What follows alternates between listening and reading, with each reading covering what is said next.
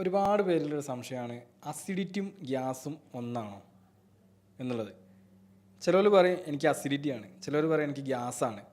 അതുപോലെ തന്നെ ഗ്യാസിന് അസിഡിറ്റിക്ക് മരുന്നെടുത്ത് എന്നിട്ട് ഗ്യാസിന് ഒരു ശമനവുമില്ല. ഇത് രണ്ടും തമ്മിൽ ഒന്നാണോ? ഈ ചോദ്യത്തിൽ പറഞ്ഞതുപോലെ തന്നെ പലപ്പോഴും നമ്മുടെ ക്ലിനിക്കിൽ വരുന്ന പല കേസുകളും ആളുകൾ പറയാറ് ഒന്നെങ്കിൽ ഈ പറഞ്ഞതുപോലെ അസിഡിറ്റിയുടെ പ്രശ്നങ്ങൾ, അല്ലെങ്കിൽ അസിഡിറ്റിയാണ് ഡോക്ടർ, അസിഡിറ്റിക്ക് പ്രശ്നങ്ങളുണ്ട്, മരുന്ന് കഴിക്കുന്നുണ്ട്, മാറില്ല എന്ന് പറയും. ചില ആളുകൾ വന്നിട്ട് പറയും ഭയങ്കര ഗ്യാസിൻ്റെ പ്രശ്നമാണ്, ഗ്യാസ് ഭയങ്കരമായിട്ട് കൂടുതലുണ്ട്, ഇത് ഒന്ന് മാറ്റിത്തരണം എന്നുള്ള രീതിയിൽ പലരും പറയാറുണ്ട്. അപ്പോൾ ആക്ച്വലി പല ആളുകൾക്കും ഇത് കൺഫ്യൂഷൻ വരാറുമുണ്ട്. എന്താണ് അസിഡിറ്റി എന്നുള്ളത് അവർക്ക് അറിയില്ല, അതേസമയം ഗ്യാസ് എന്തുകൊണ്ടാണ് ഫോം ചെയ്യുന്നത് എന്നും അറിയില്ല. ഈ ചോദ്യത്തിൽ പറഞ്ഞ ഈ ഒരു കൺഫ്യൂഷൻ പല ആളുകൾക്കും ഇന്ന് ഉള്ളതാണ്. പല ആളുകളും അതിൽ പ്രയാസപ്പെടുന്നവരാണ്. അതുകൊണ്ടാണ് മിക്കപ്പോഴും നമ്മൾ ഹോം റെമഡീസൊക്കെ അപ്ലൈ ചെയ്യുമ്പോൾ അല്ലെങ്കിൽ ഉപയോഗിക്കുന്ന സമയത്ത് നമ്മൾ പ്രതീക്ഷിച്ച രീതിയിൽ നമ്മൾ അസിഡിറ്റിക്ക് ഉപയോഗിച്ചതായിരിക്കും, പക്ഷേ അസിഡിറ്റിക്ക് റിസൾട്ട് ഇല്ല, അല്ലെങ്കിൽ ഗ്യാസ് മാറാൻ വേണ്ടി നമ്മളൊരു ട്രീറ്റ്മെൻറ്റ് അല്ലെങ്കിൽ ചെറിയൊരു ഹോം റെമഡി എടുത്തതായിരിക്കും, പക്ഷേ അതിന് മാറ്റം കിട്ടുന്നില്ല എന്നുള്ളത്. അപ്പോൾ ഇത് വ്യക്തമായിട്ട് നമ്മൾ മനസ്സിലാക്കുന്നത് എന്താണ് അസിഡിറ്റി എന്നുള്ളതും എന്താണ് ഗ്യാസ് എന്നുള്ളതും ഇവ തമ്മിലുള്ള ബന്ധം എങ്ങനെയാണ് എന്നുള്ളത് നമ്മൾ ആദ്യം നമുക്ക് മനസ്സിലാക്കാൻ വളരെ ഇമ്പോർട്ടൻ്റ് ആണ്. എൻ്റെ പേര് doctor Siraj, medical officer, QNB hospital, Koduvally.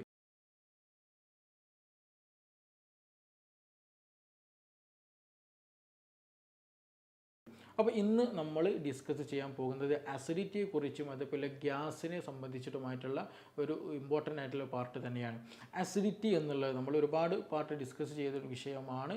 പലർക്കും ആ ഒരു ടേം കേട്ടാൽ തന്നെ മനസ്സിലാകും, ഇറ്റ് റിലേറ്റഡ് ടു അല്ലെങ്കിൽ ഒരു ആസിഡുമായിട്ട് ബന്ധപ്പെട്ട് കിടക്കുന്ന ഒരു സംഗതിയാണ് അസിഡിറ്റി എന്ന് പറയുന്നത്. അതായത് ഈ ഒരു അസിഡിറ്റി എന്നത് രണ്ട് തരത്തിലുണ്ട്. ഒന്ന് ഹൈപ്പർ അസിഡിറ്റിയിൽ വരുന്ന ആളുകളുടെ കണ്ടീഷനുണ്ട്, അതേപോലെ ഹൈപ്പോ അസിഡിറ്റിയിൽ വരുന്ന പല കണ്ടീഷനുണ്ട്. ഹൈപ്പർ അസിഡിറ്റി എന്ന ടേം തന്നെ വേണ്ടി എന്താണത്, അസിഡിറ്റി കൂടുതൽ അല്ലെങ്കിൽ ആസിഡിൻ്റെ അളവ് കൂടുതലായിട്ട് വരുന്നൊരവസ്ഥ വരിക. നമുക്കറിയാം നമ്മുടെ ഭക്ഷണങ്ങളൊക്കെ ശരിയായ രീതിയിൽ ദഹിക്കണമെന്നുണ്ടെങ്കിൽ നമ്മുടെ വയറ്റിൽ സ്റ്റൊമക്കിൽ എന്ത് വേണം, ആസിഡ് നിർബന്ധമാണ്. അപ്പോൾ ശരിയായ തോതിനേക്കാൾ കൂടുതൽ അളവിലായിട്ട്, നോർമൽ അളവിനേക്കാൾ കൂടുതലായിട്ട് ആസിഡ് ഉണ്ടാകുന്ന ഒരു കണ്ടീഷൻ ഉണ്ടെങ്കിൽ സ്വാഭാവികമായിട്ടും അതെന്ത് ചെയ്യും, ഹൈപ്പർ അസിഡിറ്റി എന്നുള്ള കണ്ടീഷനാകും. ആ സമയത്താണ് നെഞ്ചെരിച്ചിൽ, പുകച്ചിൽ, ഭയങ്കര തികട്ടി വരിക, ഛർദ്ദിക്കാൻ ഒരു വൊമിറ്റിംഗ് ടെൻഡൻസിയൊക്കെ, ഓക്കാനം വരിക.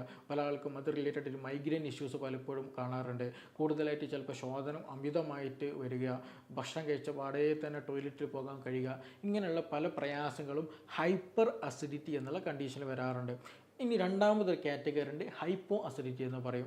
അതും ആ ടേം തന്നെയുണ്ട്. അതായത് നേരത്തെ പറഞ്ഞതിന് നേരെ ഓപ്പോസിറ്റ് വിപരീതമായിട്ടുള്ള ഒരവസ്ഥ. അതായത് ഹൈപ്പോ അസിഡിറ്റി എന്ന് പറഞ്ഞാൽ ആസിഡിൻ്റെ അളവ് കുറഞ്ഞ ഒരവസ്ഥ. നോർമൽ അളവിനേക്കാളും ശരിയായ രീതിയിൽ ദഹനം നടക്കുന്നതിന് ഒരു നിശ്ചിത എമൗണ്ട് അളവ് ആസിഡ് നിർബന്ധമാണ്. അപ്പോൾ അതിനേക്കാൾ കുറവാണ് നമ്മുടെ ശരീരം, നമ്മുടെ വയറ് പ്രൊഡ്യൂസ് ചെയ്യുന്നത് എങ്കിൽ സ്വാഭാവികമായിട്ടും ഹൈപ്പോ അസിഡിറ്റി എന്നുള്ള കണ്ടീഷൻ ഉണ്ടാകും. ആ സമയത്ത് നമുക്ക് വിശപ്പ് കുറവായിരിക്കും, എന്തെങ്കിലും ഭക്ഷണം കുറഞ്ഞത് കഴിച്ചാൽ തന്നെ വയറ് ഫുള്ളായൊരു ഫീലിംഗ് ഉണ്ടായിരിക്കും, ശരിയായ രീതിയിൽ ദഹനം നടക്കുകയില്ല, ഒരു ഹെവിനെസ്, വയറ്റിൽ എന്തൊരു കനമുള്ള പോലെയൊക്കെ ഫീൽ ചെയ്യും, ശോധന ഒരു ഇംപ്രോപ്പറായിട്ട് അല്ലെങ്കിൽ ശരിയായ രീതിയിൽ നടക്കുന്നില്ല. ഇങ്ങനെയുള്ള ദഹനക്കേട് മറ്റു പ്രയാസങ്ങളൊക്കെ ഈ പറഞ്ഞ ഹൈപ്പോ അസിഡിറ്റിയിൽ നമുക്ക് കാണാൻ കഴിയും. ഇനി ഈ ഗ്യാസ് എങ്ങനെ ഇത് റിലേറ്റഡ് ആയി ചോദിച്ചിട്ടുണ്ടെങ്കിൽ ഈ ഹൈപ്പോ അസിഡിറ്റിയിലും അതേപോലെ ഹൈപ്പർ അസിഡിറ്റിയിലും ഈ രണ്ട് കണ്ടീഷനിലും മിക്ക ആളുകൾക്കും ഇതിൻ്റെ ഒരു ബൈ പ്രൊഡക്റ്റ് എന്ന രീതിയിൽ അല്ലെങ്കിൽ ഇതിനോട് റിലേറ്റഡ് ആയിട്ട് എന്ത് ചെയ്യും, ഗ്യാസ് പ്രൊഡ്യൂസ് ചെയ്യാറുണ്ട്. ഫോർ എക്സാമ്പിൾ നമ്മൾ ചെറിയ ഉദാഹരണം പറഞ്ഞു, ഇപ്പോൾ ഹൈപ്പോ അസിഡിറ്റി കണ്ടീഷൻ, ശരിയായ ദഹനം നടക്കുന്നില്ല എങ്കിൽ സ്വാഭാവികമായിട്ടും വയറ്റിൽ എന്ത് ചെയ്യും, ഈ പറഞ്ഞതുപോലെ ഭക്ഷണ പദാർത്ഥങ്ങൾ ദഹിക്കാതെ കെട്ടിക്കൊടക്കും. അങ്ങനെ അവിടെ എന്ത് ചെയ്യും, ബാക്ടീരിയ ഒക്കെ ഗ്രോ ചെയ്തിട്ട് ഫെർമെൻറ്റേഷനൊക്കെ നടന്നിട്ട് നമ്മുടെ ശരീരത്തിൽ എന്ത് ചെയ്യും, കുടലുകളിലൊക്കെ ഗ്യാസ് ഫോം ചെയ്യും. അപ്പോൾ അസിഡിറ്റി നമ്മുടെ സ്റ്റൊമക്കിലാണുള്ളത്, പക്ഷേ ഗ്യാസ് പ്രൊഡ്യൂസ് ചെയ്യുന്നത് എവിടെയാണ്, ഇൻറ്റസ്റ്റൈനിലാണ്. അപ്പോൾ മുകളിൽ ശരിയായ ആസിഡ് ഉണ്ടായില്ല, അതുകൊണ്ട് ശരിയായ രീതിയിൽ ദഹനം നടക്കാത്തത് കൊണ്ട് ഇൻഡൈജഷൻ എന്നുള്ള ഒരു സംഗതി നടക്കുന്നത് കൊണ്ട് അതുമൂലം അതിൻ്റെ ഒരു ബൈ പ്രൊഡക്റ്റ് അല്ലെങ്കിൽ അതിൻ്റെ ഒരു റിസൾട്ട് പ്രകാരമായിട്ട് അത് കാരണം കൊണ്ട് ഈ പറഞ്ഞ ഒരു ഗ്യാസ് പ്രൊഡ്യൂസ് ചെയ്യുകയും ഗ്യാസിൻ്റെ പ്രയാസങ്ങൾ നന്നായിട്ടുണ്ടാവുകയും ചെയ്യും. അപ്പോൾ അസിഡിറ്റി ഉള്ള എല്ലാവർക്കും ഇത് ഉണ്ടാകണമെന്ന് നിർബന്ധം ഇല്ല. അതായത് അസിഡിറ്റി ഉള്ള എല്ലാവർക്കും ഗ്യാസ് ഉണ്ടാകണമെന്ന് ഒരു നിർബന്ധവുമില്ല. ചില ആളുകൾക്ക് ഹൈപ്പർ അസിഡിറ്റിയും ഉണ്ടാകില്ല, അതേപോലെ ആസിഡ് കൂടിയ കണ്ടീഷൻ ഉണ്ടാകില്ല, ഹൈപ്പോ അസിഡിറ്റി ഉണ്ടാകില്ല. പക്ഷേ ഗ്യാസിൻ്റെ പ്രയാസം നന്നായിട്ടുണ്ടായിരിക്കും. അവരാണ് നിർബന്ധമായിട്ട് വീഡിയോ കണ്ടിന്യൂ ആയിട്ട് കാണേണ്ടതും. കാരണം പലപ്പോഴും നമ്മൾ എടുക്കുന്ന ഹോം റെമഡീസ് നമുക്ക് ക്യൂറബിൾ ആവില്ല. നമ്മൾ പല കാര്യങ്ങളും ചെയ്യുന്നതിൽ പല തെറ്റുകളുമുണ്ട്. അത് നമ്മൾ തിരിച്ചറിയുക തന്നെ വേണം. അതുകൊണ്ടാണ് ഈ ഒരു ഗ്യാസിൻ്റെ പ്രശ്നം പലപ്പോഴും നമുക്ക് മാറാത്തതും. അപ്പോൾ അവിടെ ഒരു ചോദ്യമുണ്ട്, ഈ ഹൈപ്പർ അസിഡിറ്റിയും ഹൈപ്പോ അസിഡിറ്റിയും അല്ലാതെ ഗ്യാസ് ശരിയായി നമ്മുടെ അബ്ഡോമനിൽ അല്ലെങ്കിൽ നമ്മുടെ വയറ്റിൽ ഉണ്ടാകുന്നുണ്ടോ എന്നുള്ളത് അല്ലേ. ഇതിന് ഒരുപാട് കാരണങ്ങളിലൂടെ ഈ പറഞ്ഞ ഗ്യാസ് എന്ത് ചെയ്യുന്നുണ്ട്, ഫോം ചെയ്യുന്നുണ്ട്. നമ്മൾ അസിഡിറ്റിയിൽ പറഞ്ഞതുപോലെ ഗ്യാസിൻ്റെ ടേം എടുത്ത് നോക്കിയാൽ അത് ആ ടേമിൽ തന്നെ ഉണ്ട്. അസിഡിറ്റിയിൽ ഹൈപ്പർ അസിഡിറ്റി, ഹൈപ്പോ അസിഡിറ്റി എന്ന് പറഞ്ഞതുപോലെ ഗ്യാസിൻ്റെ ടേം എടുത്തു കഴിഞ്ഞാൽ സംതിങ് നമ്മുടെ വയറ്റിലൊരു ഗ്യാസിൻ്റെ പ്രസൻസ് അല്ലെങ്കിൽ ഒരു എയറിൻ്റെ പ്രസൻസ് ഉണ്ടാകുന്നുണ്ട് എന്നുള്ളതാണ് ഒരു ടേമിൽ തന്നെ ഉണ്ടല്ലോ. അപ്പോൾ നമ്മൾ ഒന്നെങ്കിൽ നമ്മുടെ ഭക്ഷണം കഴിക്കുന്നതിന് കൂടെ തന്നെ എന്ത് ചെയ്യണം, വയറ്റിലേക്ക് ഗ്യാസ് നമ്മൾ സാധാരണ ശ്വസിക്കുന്ന എൻവയോൺമെൻറ്റൽ എയർ എന്ത് ചെയ്യും, നമ്മുടെ വയറ്റിലേക്ക് കിടക്കുന്ന അവസ്ഥ. അതല്ലെങ്കിൽ നേരത്തെ സൂചിപ്പിച്ചതുപോലെ വയറ്റിൽ ശരിയായ രീതിയിലൊന്നും ദഹിക്കുന്നില്ല, ചില ഫുഡിന് അലർജി ഒക്കെ ഉണ്ടെന്നുണ്ടെങ്കിൽ പറഞ്ഞതുപോലെ എന്ത് സംഭവിക്കും, ഗ്യാസ് അക്യുമുലേഷൻ അവിടെ നടക്കും. അപ്പോൾ കീഴ്വായ നന്നായിട്ട് പോകും. പലർക്കും നല്ല കൂടുതൽ സ്മെല്ലും കാര്യങ്ങളൊക്കെ ഉണ്ടായിരിക്കും അത് സംബന്ധിച്ചിട്ടും. അപ്പോൾ അങ്ങനെയും ഗ്യാസും ഉണ്ടാകാറുണ്ട്. ഈ ഗ്യാസ് ഫോം ചെയ്യാൻ പല കാരണങ്ങളിലുണ്ട്. അതിൽ ഒന്ന് പ്രധാനപ്പെട്ട സോളോഡ് എയർ എന്ന് പറഞ്ഞിട്ടുണ്ടെങ്കിൽ നമ്മൾ ഭക്ഷണം അമിതമായിട്ട് സ്പീഡിൽ ഭക്ഷണം കഴിച്ചു കഴിഞ്ഞാൽ ശരിയായ രീതിയിലൊന്നും ചെയ്യാതെ ചവച്ചരച്ച് കഴിക്കാതിരിക്കുമ്പോൾ എന്ത് ചെയ്യും, ഭക്ഷണത്തിൻ്റെ കൂടെ തന്നെ എയറും കൂടെ എന്ത് ചെയ്യും, സ്റ്റൊമക്കിലേക്ക് പോകാനുള്ള സാധ്യത വളരെ കൂടുതലാണ്. അത് പിന്നീട് എന്ത് ചെയ്യും, വയറ്റിലേക്ക് അക്യുമുലേറ്റ് ചെയ്ത് വയറ് പെട്ടെന്ന് നിറയുക, ശരിയായ രീതിയിൽ ദഹനം നടക്കാതിരിക്കുക, അങ്ങനെ പല അസ്വസ്ഥതകളും അതിലേക്ക് നയിക്കുകയും ചെയ്യും. സ്പീഡിൽ ഭക്ഷണം കഴിച്ചാലുള്ള ഒരു അവസ്ഥയാണത്. അപ്പോൾ നന്നായിട്ട് ചവച്ചരക്കാനും കൂടെയൊക്കെ നമ്മൾ ശ്രദ്ധിക്കണം. പിന്നെ അതേപോലെ തന്നെയാണ് ചൂയിങ്ങും പോലെയുള്ള നമ്മൾ ഭക്ഷണ പദാർത്ഥങ്ങൾ കഴിച്ചാൽ കൂടുതലായിട്ട് എന്ത് ചെയ്യും, ചൂയിങ് ചെയ്ത് കഴിഞ്ഞാൽ കൂടുതലായിട്ട് എയർ നമ്മുടെ വയറ്റിലേക്ക് ഇറങ്ങാനുള്ള സാധ്യത വളരെ കൂടുതലുണ്ട്. അപ്പോൾ ആ ഒരു സമയത്തും ഗ്യാസ് കൂടുതലായിട്ട് നമ്മുടെ വയറ്റിൽ ഫോം ചെയ്യും. അപ്പോൾ അത് നിർബന്ധമായിട്ടും ശ്രദ്ധിക്കണം. പിന്നെ മറ്റൊരു കാര്യം ഇതിൻ്റെ കൂടെ തന്നെ ചേർത്ത് പറയാൻ, പല ആളുകളും ഭക്ഷണം കഴിക്കുമ്പോൾ അല്ലെങ്കിൽ ഭക്ഷണം ചവച്ചരക്കുന്ന സമയത്ത്, അതായത് ഭക്ഷണം വായിൽ വെച്ചിരിക്കുന്ന ഒരു സമയത്ത്, ഇത് ഞാൻ സ്പെസിഫിക് ആയിട്ട് എടുത്ത് പറയാൻ, നമ്മൾ കോമൺ ആയിട്ട് ഭക്ഷണം കഴിക്കുമ്പോൾ സംസാരിക്കാറുണ്ട്. പക്ഷേ നമ്മൾ ശ്രദ്ധിക്കേണ്ട ഒരു കാര്യം, നമ്മൾ വായിൽ ഭക്ഷണം വെച്ച് ചവച്ചരക്കുന്ന സമയത്ത് സംസാരം കൂടെ വരുമ്പോൾ ആ സന്ദർഭങ്ങളിലൊക്കെ എന്ത് ചെയ്യും, വയറ്റിലേക്ക് ഗ്യാസ് അല്ലെങ്കിൽ എയർ കടക്കാനുള്ള സാധ്യത വളരെ കൂടുതലാണ്. അപ്പോൾ അങ്ങനെ സംസാരിക്കുന്ന ഒരു ശീലം ഉണ്ട് എങ്കിൽ തീർച്ചയായിട്ടും അതും ഒഴിവാക്കണം. അപ്പോൾ അത് കാരണമെല്ലാം തന്നെ നമ്മുടെ എൻവയോൺമെൻറ്റിൽ ഉള്ള നമ്മുടെ ചുറ്റുഭാഗത്തുള്ള എയർ എന്ത് ചെയ്യും, നമ്മുടെ സ്റ്റൊമക്കിലേക്ക് കടക്കുകയും അത് ഈ പറഞ്ഞ ഗ്യാസ് ഫോമേഷനിൽ നിറയ്ക്കുകയും പല അസ്വസ്ഥതകൾ ഉണ്ടാക്കുകയും ചെയ്യും. അപ്പോൾ ആ ഒരു കാര്യം നിർബന്ധമായിട്ട് നമ്മൾ ശ്രദ്ധിക്കേണ്ടതാണ്. പിന്നെ മറ്റൊരു കാര്യമാണ് നമ്മുടെ ഭക്ഷണത്തിലൂടെ വരുന്ന ഒരു ഗ്യാസ്. നമ്മൾ തുടക്കത്തിൽ സൂചിപ്പിച്ചതുപോലെ ശരിയായ രീതിയിൽ കൂടുതൽ ദഹിക്കുന്നില്ല, അതായത് കൂടുതലായിട്ട് ഫൈബേഴ്സ് ഒക്കെ എടുക്കുകയാണെന്നുണ്ടെങ്കിൽ, ഫൈബർ നല്ലൊരു പ്രൊഡക്റ്റാണ് നമ്മുടെ ദഹനത്തിനൊക്കെ ഹെൽപ്പ് ചെയ്യുന്നത്. പക്ഷേ അമിതമായി കഴിഞ്ഞാൽ, അതായത് കൂടുതലായിട്ട് നിങ്ങൾ മാങ്ങ കഴിച്ചു കഴിഞ്ഞാൽ അല്ലെങ്കിൽ എന്തെങ്കിലും കൂടുതലായിട്ട് പയറുവർഗ്ഗങ്ങളൊക്കെ വളരെ ബെനിഫിഷ്യലാണ്, ഒരുപാട് ഫൈബേഴ്സൊക്കെ ഉണ്ട്. അപ്പോൾ ചിലപ്പോൾ നല്ല ഫുഡല്ലേ, നല്ലതാണല്ലോ എന്നുള്ള രീതിയിൽ നമ്മൾ അമിതമായിട്ട് എടുത്ത് കഴിഞ്ഞാൽ, അമിതമായ തോതിൽ അത് അറ്റ് എ ടൈം എടുക്കുകയാണെന്നുണ്ടെങ്കിൽ സ്വാഭാവികമായിട്ടും ഫൈബർ കണ്ടൻറ്റ് ഭക്ഷണത്തിൽ കൂടുതലുണ്ടാകും. ഈ പറഞ്ഞതുപോലെ ഗ്യാസ് അക്യുമുലേഷൻ കൂടുതലായിട്ട് ഫോം ചെയ്യാൻ അത് കാരണമാകും. അപ്പോൾ അത് നിർബന്ധമായിട്ട് നമ്മൾ ശ്രദ്ധിക്കണം.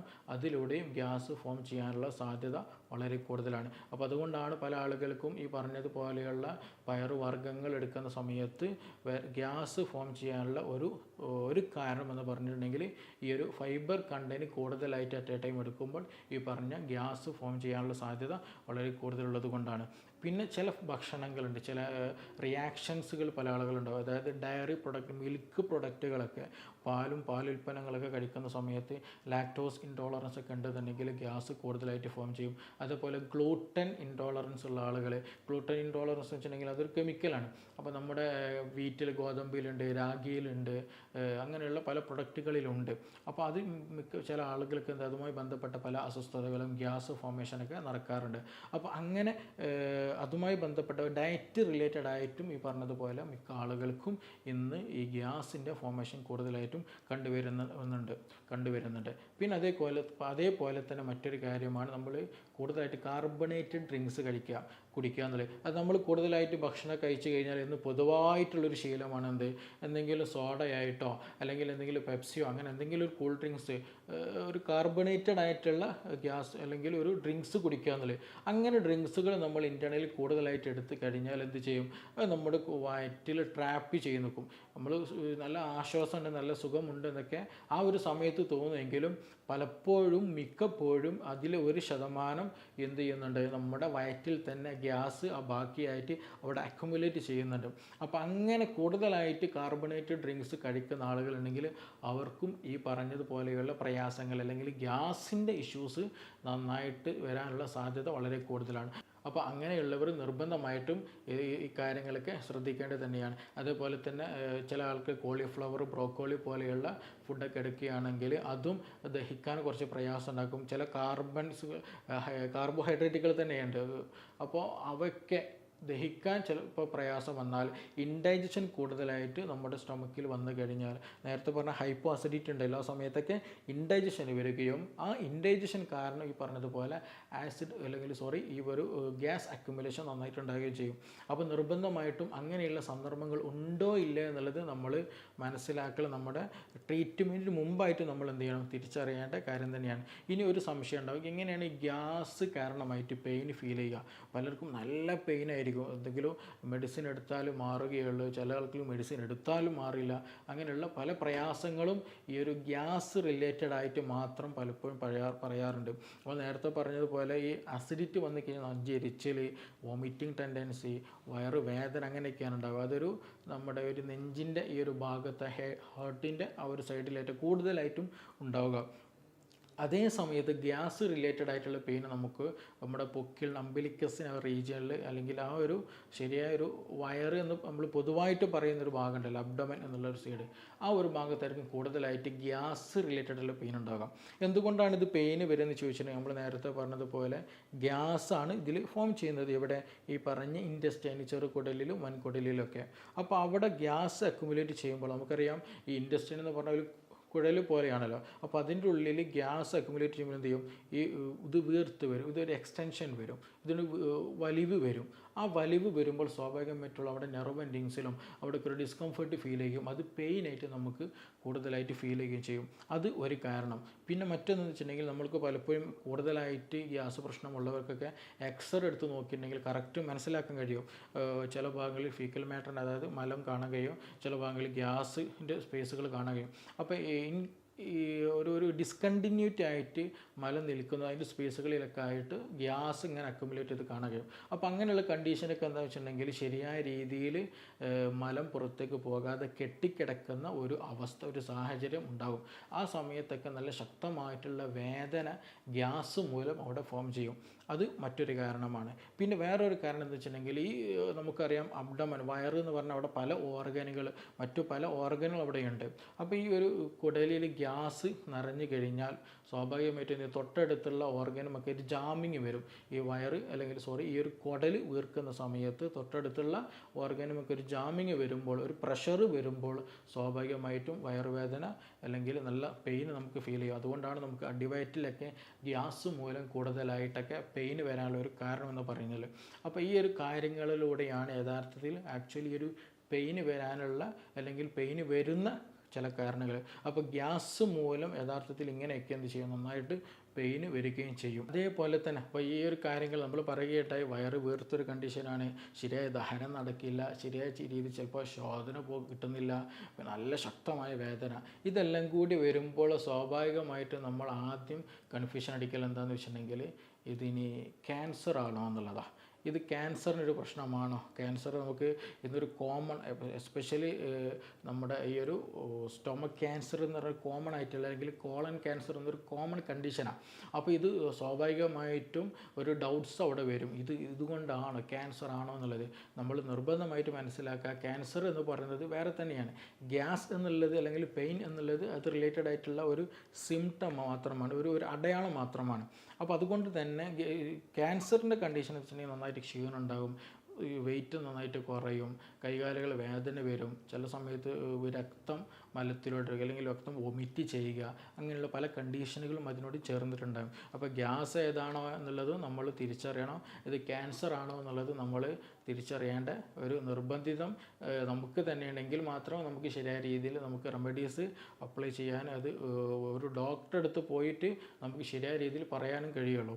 അപ്പോൾ ഗ്യാസ് എന്നുള്ള പ്രശ്നം കൊണ്ടാണ് ഈ പറഞ്ഞ വേദനയും ഈ ഒരു വയറ് വീർക്കലും ഇൻഡൈജഷനും കാര്യങ്ങളൊക്കെ ഉണ്ടാവില്ല. അപ്പോൾ നമ്മൾ നിർബന്ധമായിട്ടും ഈ കണ്ടീഷനൊക്കെ ശ്രദ്ധിക്കേണ്ടത് ഭക്ഷണം കഴിക്കുമ്പോൾ, ചില ആളുകൾക്ക് ഞാൻ നേരത്തെ പറഞ്ഞതുപോലെ എന്തെങ്കിലും ബീൻസൊക്കെ ഉണ്ടെങ്കിൽ, അല്ലെങ്കിൽ പയറുവർഗ്ഗങ്ങൾ കഴിക്കുന്ന സമയത്ത്, അല്ലെങ്കിൽ കൂടുതൽ ഫൈബർ റിച്ച് ആയിട്ടുള്ള ഡയറ്റ് അമിതമായിട്ട് കിടക്കുന്നുണ്ടെങ്കിൽ ആ സമയത്തൊക്കെ എന്ത് ചെയ്യുക, ആ ഭക്ഷണങ്ങളൊക്കെ കുറവ് ആയിട്ട് എടുക്കാൻ ശ്രദ്ധിക്കുക, അതിലൊക്കെ മിതത്വം പാലിക്കാൻ നമ്മൾ ശ്രദ്ധിക്കാം. അതൊക്കെ നല്ല ഭക്ഷണങ്ങളാണ്. നമുക്ക് പൊതുവായൊരു ശീലമുണ്ട്, എന്ത് നല്ലതാണ് എന്ന് പറഞ്ഞിട്ട് അമിതമായിട്ട് കഴിക്കും, അവസാനം അത് നെഗറ്റീവ് ഫീഡ്ബാക്ക് എഫക്റ്റാണ് നമ്മുടെ ബോഡിയിൽ ഉണ്ടാക്കുക. അപ്പോൾ എല്ലാത്തിനും ഒരു ലിമിറ്റ് ഉണ്ട്. ആ ലിമിറ്റിൽ വെച്ച് മാത്രം ഫൈബർ ആയാലും വൈറ്റമിൻസ് ആയാലും മിനറൽസ് ആയാലും നമ്മൾ എടുക്കാൻ പാടുകയുള്ളൂ. അപ്പോൾ അതുകൊണ്ട് അമിതമായിട്ട് ഫൈബർ എടുക്കുന്ന ഒരു കണ്ടീഷൻ ഉണ്ടെങ്കിൽ അത് നിർബന്ധമായിട്ടും ഒഴിവാക്കാൻ ശ്രദ്ധിക്കണം. പിന്നെ അതേപോലെ നമ്മൾ തുടക്കത്തിൽ പറഞ്ഞതുപോലെ കാർബണേറ്റഡ് ഡ്രിങ്ക്സ് കൂടുതൽ കഴിക്കുന്നുണ്ടെങ്കിൽ, സോഡയുള്ള കൂടുതൽ ഭക്ഷണ പദാർത്ഥം നമ്മൾ കഴിക്കുന്നുണ്ടെങ്കിൽ അതും നമ്മൾ നിർത്തലാക്കണം. കൂടുതലായിട്ട് ഗ്യാസ് ഫോം ചെയ്യാനും കൂടെ തന്നെ നമ്മൾ തുടക്കത്തിൽ പറഞ്ഞ അസിഡിറ്റിക്കും അതൊരു കാരണമാണ്. അപ്പോൾ അത് നിർബന്ധമായിട്ട് നമ്മൾ ഒഴിവാക്കാൻ ശ്രദ്ധിക്കണം. പിന്നെ അതുപോലെ തന്നെ നമ്മൾ ഭക്ഷണം കഴിക്കുന്ന സമയത്ത് നമ്മൾ തുടക്കത്തിൽ ഡിസ്കസ് ചെയ്തൊരു വിഷയമാണ്, ഭക്ഷണം കഴിക്കുന്ന സമയത്ത് നമ്മൾ എന്ത് ചെയ്ത് ചവച്ചരക്കുന്ന സമയത്ത് സംസാരിക്കുന്ന ഒരു ശീലമുണ്ടെങ്കിൽ അതും പാടെ ഒഴിവാക്കാൻ ശ്രദ്ധിക്കണം. അതും ഈ പറഞ്ഞതുപോലെ ഗ്യാസ് അക്യുമുലേറ്റ് ചെയ്യാൻ സഹായിക്കുന്ന ഒരു കാര്യമാണ്. അതും ഒഴിവാക്കാൻ എന്ത് ചെയ്യുക, നിർബന്ധമായിട്ടും ശ്രദ്ധിക്കുക. ചൂയിങ്ങം കൂടുതലായിട്ട് കഴിക്കുന്നവരുണ്ടെങ്കിൽ അതും പലരും മിക്കപ്പോഴും പല ആളുകളും അതൊരു അഡിക്ഷൻ എന്നുള്ള രീതിയിൽ തന്നെ, അതില്ലാതെ ഒന്നും നടക്കില്ല, അല്ലെങ്കിൽ അത് മോർണിംഗിൽ അത് വേണം, അങ്ങനെയൊക്കെയുള്ള പല ആളുകളും പലപ്പോഴും കാണാറുണ്ട്. അപ്പോൾ കൂടുതലായിട്ട് ചുയിങ് കഴിക്കുന്നുണ്ടെങ്കിൽ അതൊക്കെ നിർബന്ധമായിട്ടും ഒഴിവാക്കാൻ ശ്രദ്ധിക്കുക. പിന്നെ അതുപോലെ തന്നെ അമിതമായിട്ട് ഭക്ഷണം കഴിക്കാതിരിക്കുക. അത് ഒരു സമയം തന്നെ നമ്മൾ കൂടുതലായിട്ട് ഭക്ഷണം കഴിച്ച് ഓവർ ഫീഡിങ് ചെയ്ത് കഴിഞ്ഞാൽ, ഓവറായിട്ട് ഭക്ഷണം കഴിച്ച് കഴിഞ്ഞാൽ ഇൻഡൈജഷൻ ഉണ്ടാക്കും.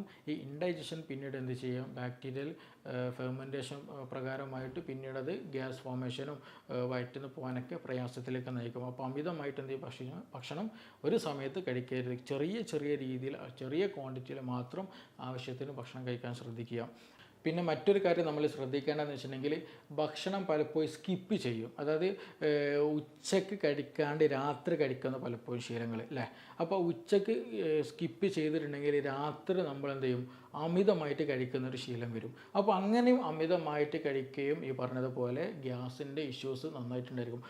അവിടെയൊന്നും ആക്ച്വലി ഈ പറഞ്ഞ കണ്ടീഷനുകൾ അസിഡിറ്റി എന്നതിനേക്കാൾ കൂടുതൽ ഗ്യാസ് വരാനുള്ളത് നമ്മുടെ ഭക്ഷണശീലങ്ങളിലൂടെയാണ്. അവിടെ അസിഡിറ്റിക്ക് വലിയൊരു പ്രാധാന്യം ആക്ച്വലി ഇല്ല, മിക്ക ആളുകൾക്കും ഉണ്ടാകാറില്ല. പലപ്പോഴും ഗ്യാസ് നമ്മുടെ ഭക്ഷണത്തിലൂടെ, നമ്മൾ കഴിക്കുന്ന ശീലങ്ങളിലൂടെ കൂടെ നമ്മുടെ ഗ്രാജ്വലി ഉണ്ടായിക്കൊണ്ടിരിക്കുന്ന ഒരവസ്ഥയാണ് ഗ്യാസ് എന്ന് പറയുന്നത്. അപ്പോൾ അങ്ങനെ സ്കിപ്പിംഗ് ആയിട്ട് നിങ്ങൾ ഡയറ്റ് എടുക്കുന്നുണ്ടെങ്കിൽ, സ്കിപ്പിംഗ് ആയിട്ട് ഭക്ഷണം കഴിക്കുന്നുണ്ടെങ്കിൽ അത് അമിതമാകാതെ ശ്രദ്ധിക്കുകയും ചെയ്യുക. സമയത്തിന് വേണ്ട അളവിൽ തന്നെ ഭക്ഷണം കഴിക്കാനും കൂടെ ശ്രദ്ധിക്കുക. ഇനി നിങ്ങൾക്ക് കൂടുതലായിട്ട് ഗ്യാസിന് പ്രശ്നങ്ങളൊക്കെ ഇങ്ങനെ ഭക്ഷണത്തിലൂടെ വരുന്നുണ്ടെങ്കിൽ, ഭക്ഷണത്തിൽ നമ്മൾ ചെറിയ ജീരകം, അതുപോലെ കരിഞ്ജീരകം പോലെയുള്ളതൊക്കെ എന്ത് ചെയ്യുക, അതുപോലെ ചെറിയ മസാലകളൊക്കെ ഉണ്ടല്ലോ, നമ്മൾ കുരുമുളക് നല്ലതാണ്, അതൊക്കെ ദഹിക്കാനും കൂടുതൽ പ്രൊമോട്ട് ചെയ്യുന്നതാണ്.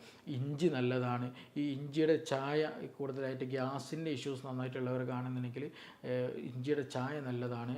അതേപോലെ തന്നെ നമ്മുടെ ചെറിയ ജീരകം തിളപ്പിച്ച വെള്ളം അത് കുടിക്കുന്നത് ഈ പറഞ്ഞതുപോലെ ഗ്യാസ് പോകാനൊക്കെ അതിൽ വളരെ ഹെൽപ്പ് ചെയ്യാണ്, ദഹനം കൂടുതൽ പ്രൊമോട്ട് ചെയ്യുന്നതും ആണ്. അപ്പോൾ പക്ഷേ ഈ ഒരു ഇഞ്ചിയുടെ അതേപോലെ തന്നെ പെപ്പർമിൻ്റ് എന്ന് പറയുന്നത് അതിൻ്റെയൊക്കെ ചായ കുടിക്കുന്ന സമയത്ത് അല്ലെങ്കിൽ സിന്നമൻ്റെ പൗഡർ ഇട്ടിട്ട് ചായ കുടിക്കുക, അതൊക്കെ ഹൈപ്പർ അസിഡിറ്റി ഉള്ളവർ, ആസിഡിറ്റി കൂടുതലുള്ള കേസുകളാണെന്നുണ്ടെങ്കിൽ ഉപയോഗിക്കാൻ നിൽക്കരുത്.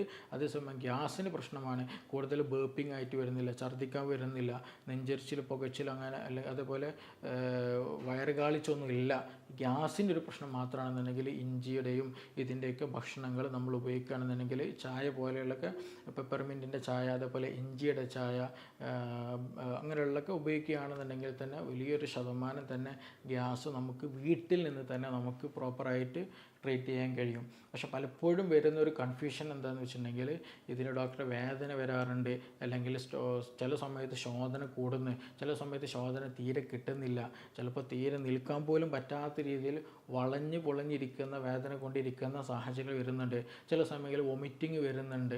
അപ്പോൾ ഇങ്ങനെയുള്ള കണ്ടീഷനൊക്കെ വരുമ്പോൾ സ്വാഭാവികമായിട്ട് നമുക്ക് കൺഫ്യൂഷൻ ഉണ്ടായിരിക്കും. അതേപോലെ ഒരുപാട് കാലമായിട്ട് മെഡിസിൻ എടുത്തുകൊണ്ടിരിക്കുന്ന ഒരാളാണ്, അപ്പോൾ ഇതൊക്കെ ഒരു സമയത്ത് ഇങ്ങനെ എടുത്താൽ മാറുമോ, അല്ലെങ്കിൽ ഇത്രയും കാലം ഞാൻ മെഡിസിൻ എടുത്തല്ലോ അതെന്തിനു വേണ്ടിയിട്ടാണ് എന്നുള്ള പല സംശയങ്ങളും പല ധാരണകളും ഒരു പക്ഷേ നിങ്ങൾക്കുണ്ടായിരിക്കാം. അപ്പോൾ അങ്ങനെ എന്തെങ്കിലും സംശയങ്ങൾ കാരണങ്ങൾ എന്തെങ്കിലും നിങ്ങൾക്കുണ്ടെങ്കിൽ താഴെ തന്നിട്ടുള്ള നമ്പറിൽ നിങ്ങൾക്ക് ബന്ധപ്പെടാവുന്നതാണ്. തീർച്ചയായിട്ടും അതിന് കൃത്യമായിട്ടുള്ള മറുപടി തന്നെ നിങ്ങൾക്ക് ലഭിക്കുന്നതാണ്. അപ്പോൾ എന്തെങ്കിലും ഇതുമായി ഗ്യാസ് റിലേറ്റഡ് നിങ്ങൾക്ക് എന്തെങ്കിലും ഇഷ്യൂസ് ഉണ്ടെങ്കിൽ, എന്തെങ്കിലും കൂടുതൽ അറിയാൻ ഇതിനെപ്പറ്റി താല്പര്യപ്പെടുന്നുണ്ടെങ്കിൽ നിങ്ങൾക്ക് താഴെ തന്നിട്ടുള്ള നമ്പറിൽ ബന്ധപ്പെടാവുന്നതാണ്. നമുക്ക് മറ്റൊരു വിഷയവുമായി ബന്ധപ്പെട്ടിട്ട് വീണ്ടും കാണാം. Thank you.